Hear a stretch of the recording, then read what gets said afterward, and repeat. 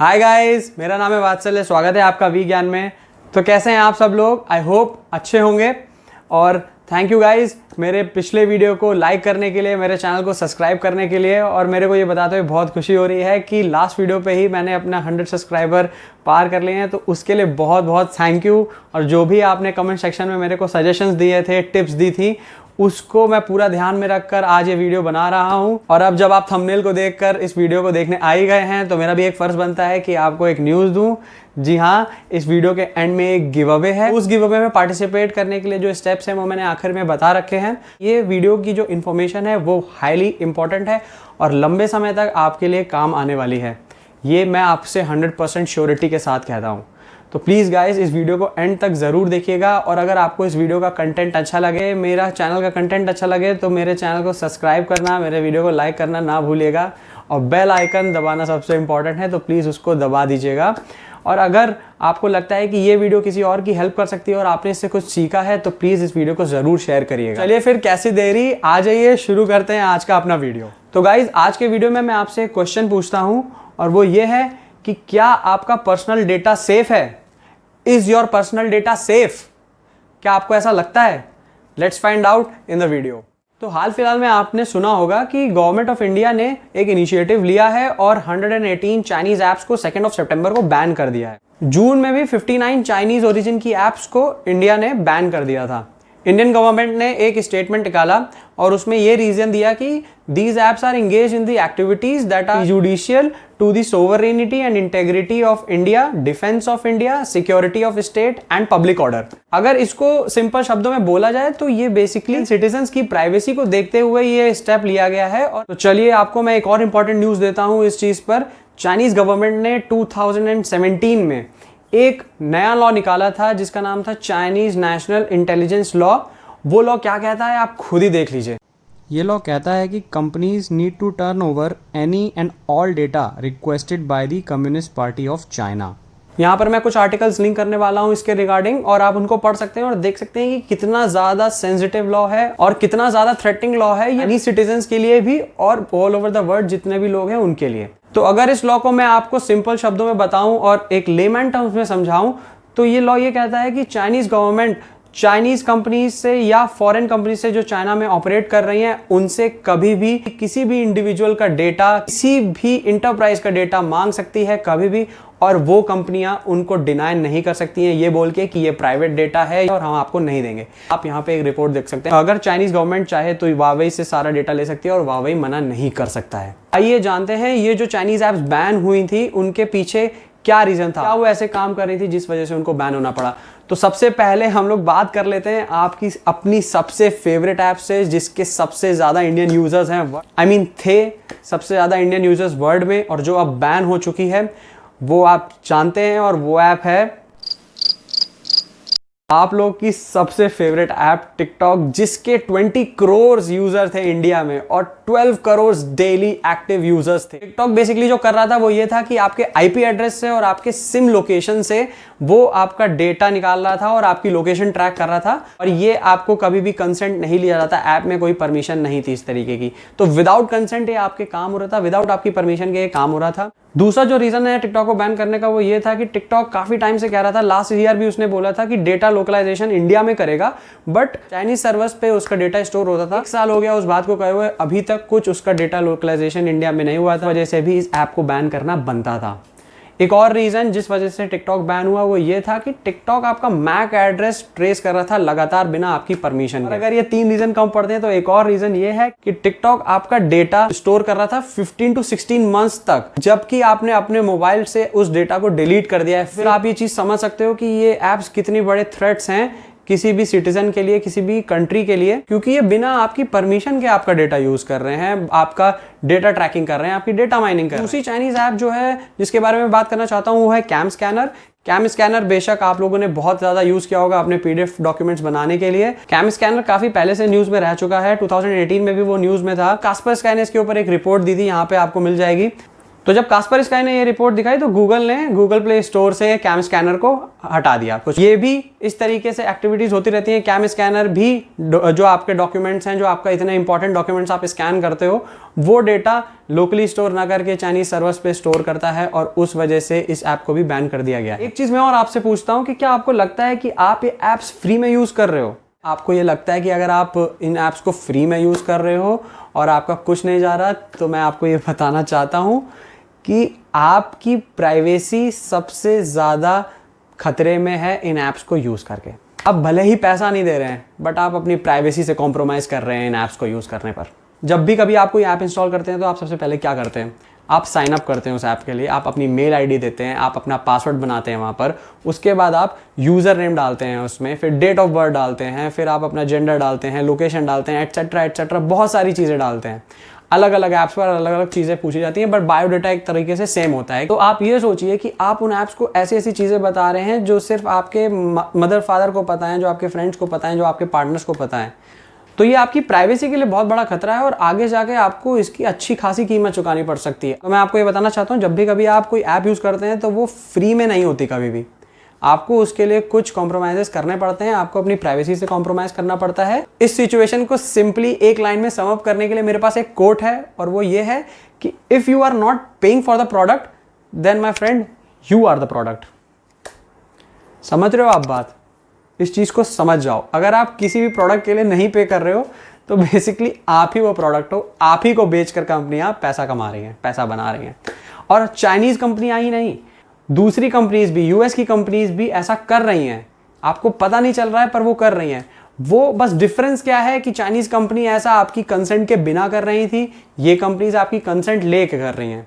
आप इनको परमिशन दे देते हैं और उसके बाद भूल जाते हैं कि आपने कोई भी परमिशन दी है, लोकेशन परमिशन दी है, कैमरा परमिशन दी है, XYZ कोई भी परमिशन दी है आप देकर भूल जाते हो और फिर वो बैकग्राउंड में आपका डेटा लेती रहती है, डेटा ट्रैकिंग करती रहती है, आपको पता भी नहीं चलता। तो आइए फिर बात करते हैं कुछ ऐसी ऐप्स की जो कि चाइनीज़ ओरिजिन की नहीं है बट फिर भी आपकी डेटा ट्रैकिंग कर रही हैं, आपकी डेटा माइनिंग कर रही हैं और आपको पता भी नहीं चल रहा है। मैं ये पूरी श्योरिटी के साथ कहता हूँ, आप में से जितने भी लोग ये वीडियो देख रहे हैं उसमें से 99.9% लोग, जो मैं ऐप का नाम लेने वाला हूं, उनमें से एक ना एक ऐप जरूर यूज करते हैं डेली बेसिस पे। तो उनमें से कुछ चुनिंदा ऐप्स हैं Facebook, Instagram, WhatsApp, Twitter, Google services etcetera etcetera.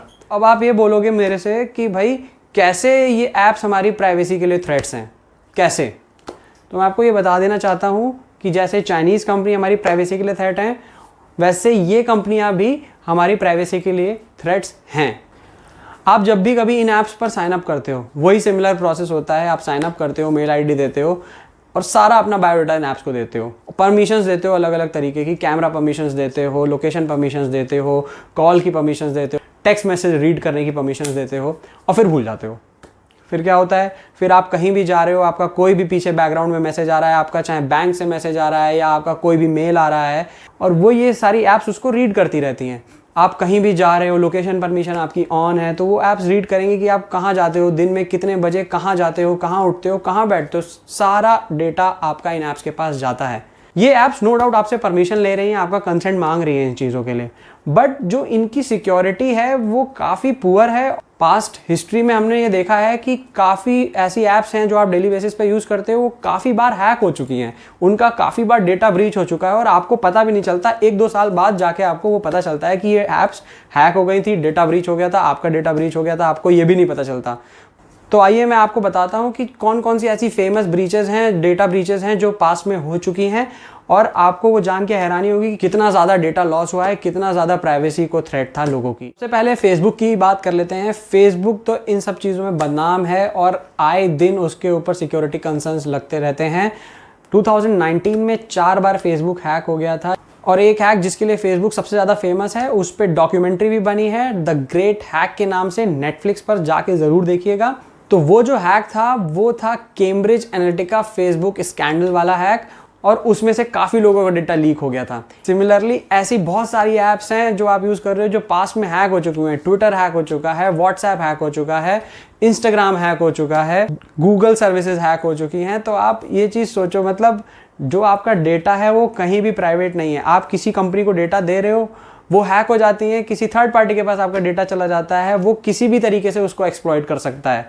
मैं आपको एक इंस्टेंस बताता हूँ, याहू हैक हुआ था 2013 में। उसमें पूरे के पूरे 3 बिलियन जो याहू के यूजर्स थे उनका डेटा कॉम्प्रोमाइज़ हो गया था। 3 बिलियन मतलब 300 करोड़ लोगों का डेटा कॉम्प्रोमाइज़ हो गया था। और आज जो वीडियो देख रहे हैं, अगर उनकी याहू पे आईडी थी तो उनका भी डेटा कॉम्प्रोमाइज़ हुआ था।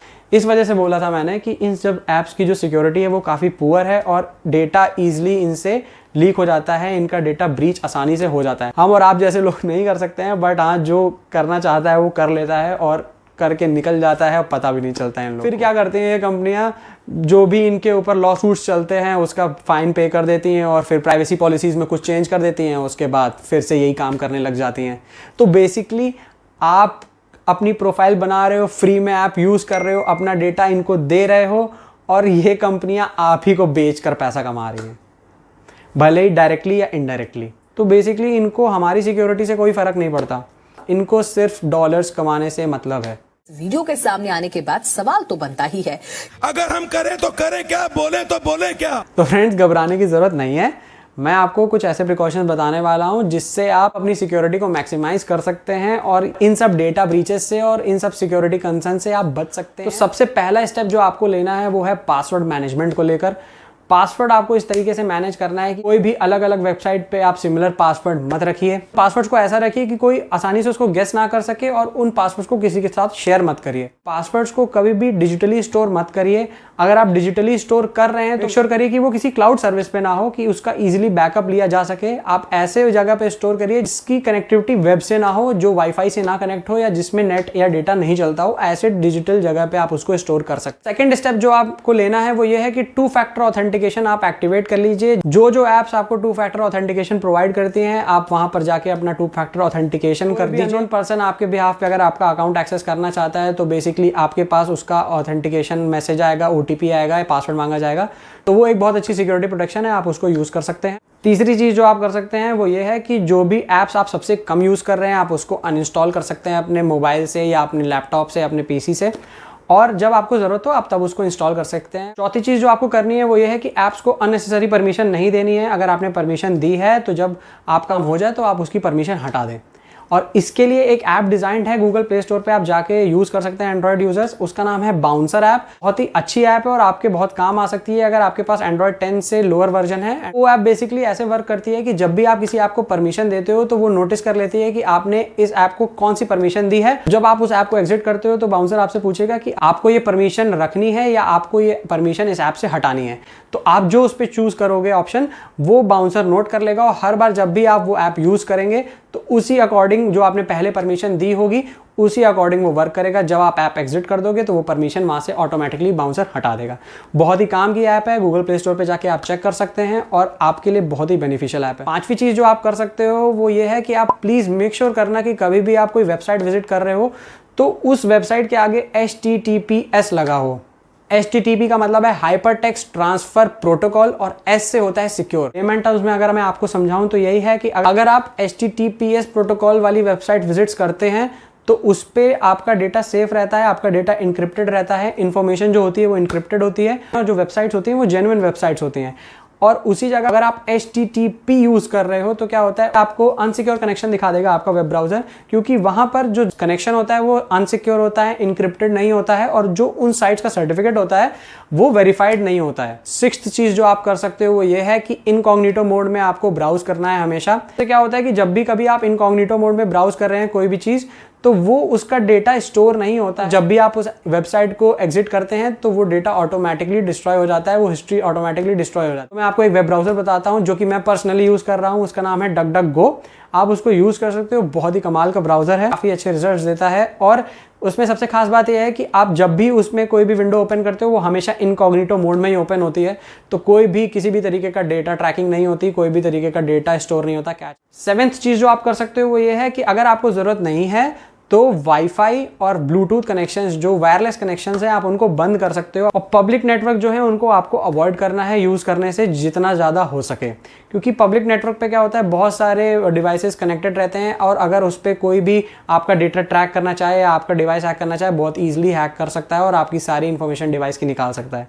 एट्थ चीज़ जो आप कर सकते हो वो ये है कि आप VPN का यूज़ कर सकते हैं। आजकल बहुत ज़्यादा VPN ट्रेंड में है, आप देखिए, सर्च करिए कौन सा सबसे अच्छा VPN है, आप उसको यूज़ करिए।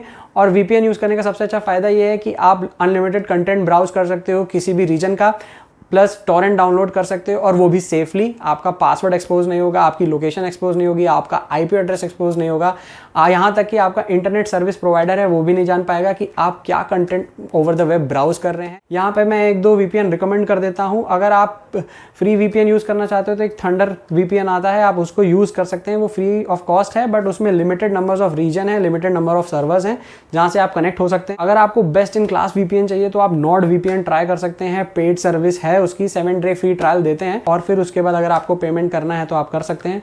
काफ़ी अच्छा VPN है, मैंने पर्सनली यूज़ किया है।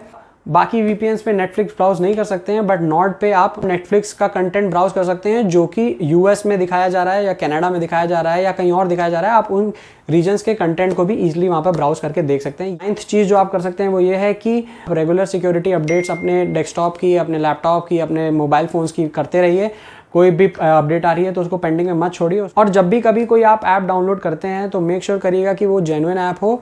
तो उसके लिए आप कोई अननोन सोर्सेस से ऐप मत डाउनलोड करिए। Android users Google play store से ही करिए, आईफोन यूजर्स एप्पल स्टोर से ही करिए, और माइक्रोसॉफ्ट विंडोज़ यूजर्स जो है माइक्रोसॉफ्ट स्टोर से ही उन ऐप्स को डाउनलोड करिए। 10th स्टेप जो मैं आपको बताने वाला हूँ फ्रेंड्स, वो बहुत ही ज़्यादा इंपॉर्टेंट है। बहुत लोग उस चीज़ को इग्नोर करते हैं और बहुत लोग को तो ये पता ही नहीं होता कि ऐसा कुछ करना है।